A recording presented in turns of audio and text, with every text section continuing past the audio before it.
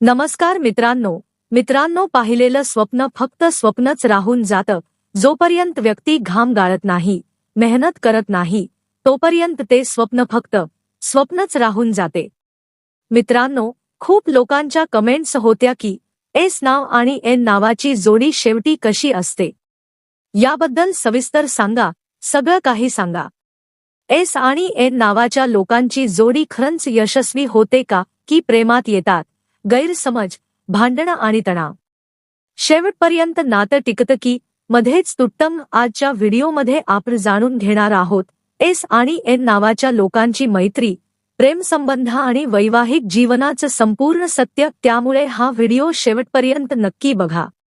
सध्या या व्हिडिओमध्ये चर्चा करू एस नाव आणि एन नाव यांचं आपापसात कसं कनेक्शन राहतं।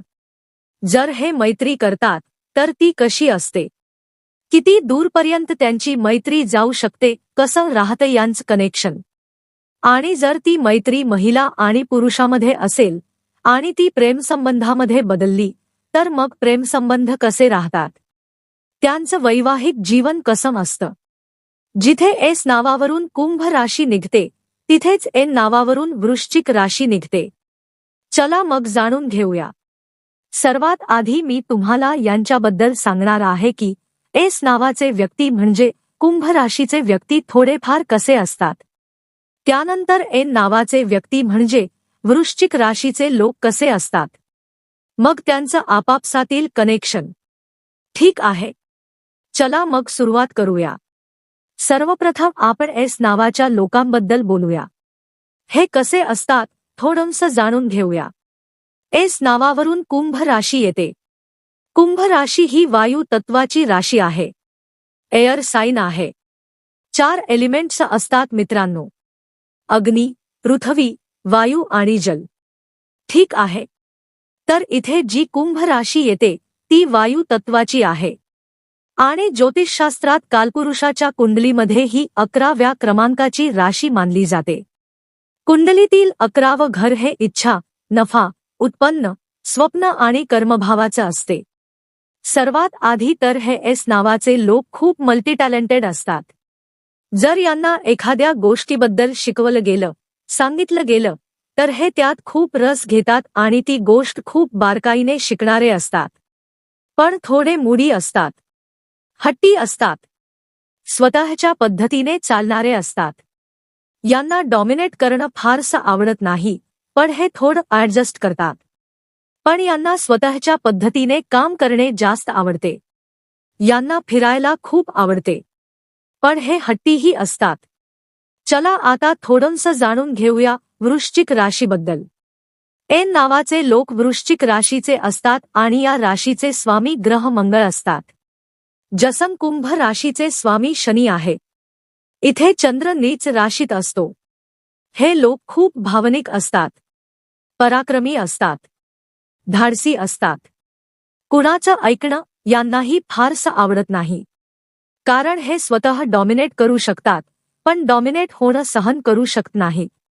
मंगळाची राशी असल्यामुळे यांच्यात ऊर्जा भरपूर असते, पण हे खूप भावनिक असतात। छोट्या छोट्या गोष्टींचा खूप विचार करणारे असतात, कारण इथे चंद्र नीच राशीत असतो। हे मनाने दयाळूही असतात, दयाळू स्वभावाचे असतात आणि इतरांच्या दुःखात दुःखी होतात, इतरांच्या आनंदात आनंदी होतात। ही यांची चांगली गोष्ट असते। चला आता जाणून घेऊया यांचं कनेक्शन कसं असतं। जर एस नावाचा व्यक्ती एन नावाच्या व्यक्तीला भेटला किंवा एन नावाचा व्यक्ती एस नावाच्या व्यक्तीला भेटला, कॉलेजमध्ये, शाळेत, ऑफिसमध्ये कुठेही जर हे भेटले तर पहा, कुंभ आणि वृश्चिक, वायू तत्व आणि जल तत्व। इथे मी एक गोष्ट सांगू इच्छितो की यांची केमिस्ट्री सुरुवातीला वेळ घेणारी असेल। सुरुवातीला हे एकमेकांकडे दुर्लक्ष करू शकतात किंवा सुरुवातीला जर बोलणं झालं, संवाद झाला तर सुरुवातीला एकमेकांचा स्वभाव यांना अजिबात समजणार नाही।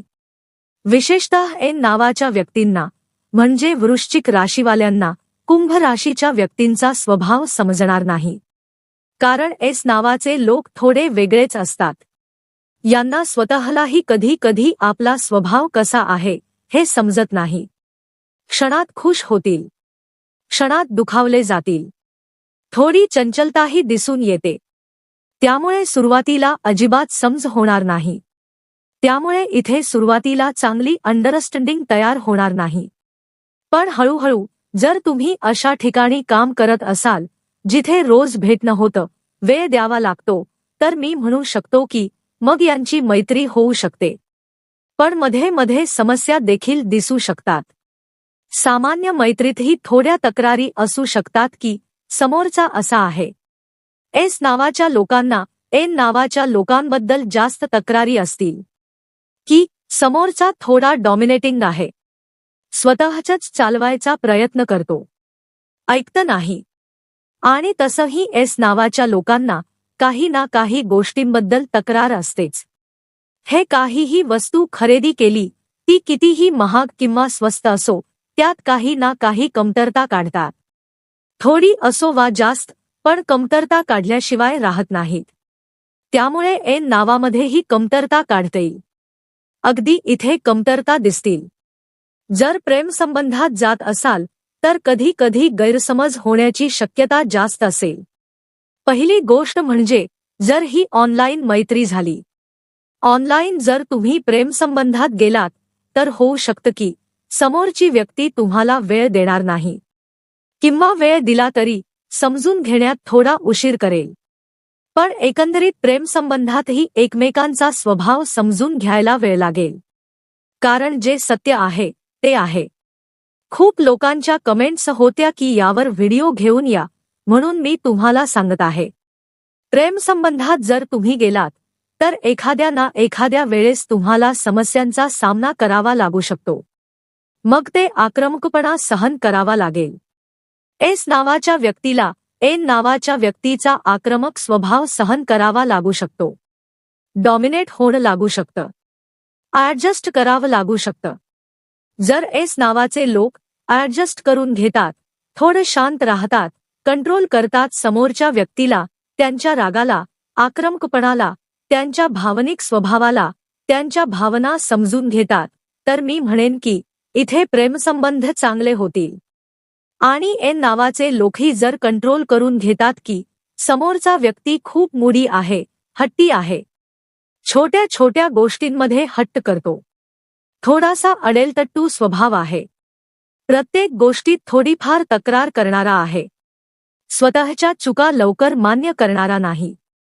जर हे तुम्ही कंट्रोल केलं तर मी म्हणेन मग चांगलं आहे. मग प्रेमसंबंध चालतील आणि दीर्घकाळ टिकतील.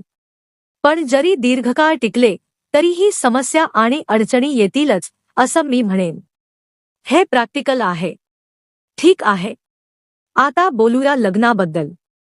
यांचं वैवाहिक जीवन कसं दिसतं आणि वैवाहिक जीवनात काय होतं, कसं राहतं.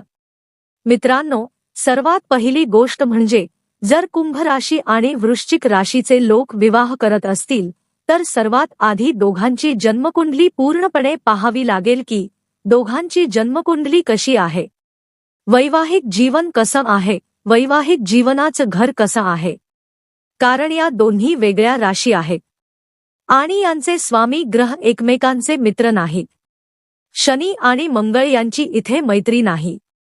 मग जर विवाह झाला तर इथे कौटुंबिक समस्यांसोबतच आपापसातही खूप छोटे मोठे प्रश्न दिसू शकतात आणि हे सुरुवातीच्या 4-5 वर्षात जास्त दिसतील.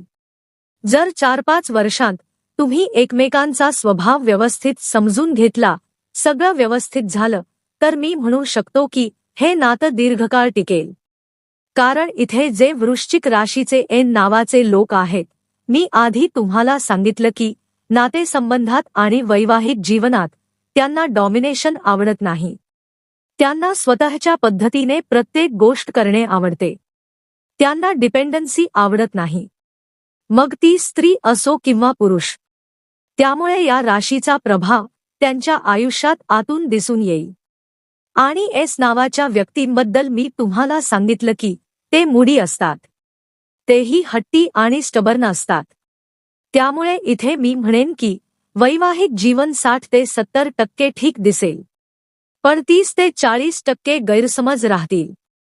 छोट्या छोट्या गोष्टींवरून एकमेकांच्या कमतरता काढण्याची सवय दिसून येईल. थोडंफार असं वाटेल की समोरची व्यक्ती पुरेशी काळजी घेत नाही. एकमेकांना असं वाटू शकते, प्रेमळ नाही, काळजी घेणारी नाही, थोडंसं स्वतःचंच चालवते. दोघांनाही असं वाटेल. म्हणून वैवाहिक जीवनातही मी म्हणेन की 60 ते 70% चांगलं दिसेल, खूप उत्तम नाही. मध्ये मध्ये थोड्याफार समस्या आणि अडचणी दिसतीलच. म्हणून जर मी या नात्याला एकूण रेटिंग द्यायची झाली तर 10 पैकी 6 किंवा 6.5 देईन. खूप जास्त चांगलं नाही. तर मित्रांनो, एस आणि एन नावाच्या लोकांची जोडी कशी असते हे आपण सविस्तर जाणून घेतलं. आता तुमचं मत काय आहे ते कमेंटमध्ये नक्की सांगा. आणि तुम्हाला पुढचा व्हिडिओ कोणत्या नावाच्या जोडीवर पाहायचा आहे तेही जरूर लिहा. कदाचित पुढचा व्हिडिओ तुमच्या कमेंटवरच असेल.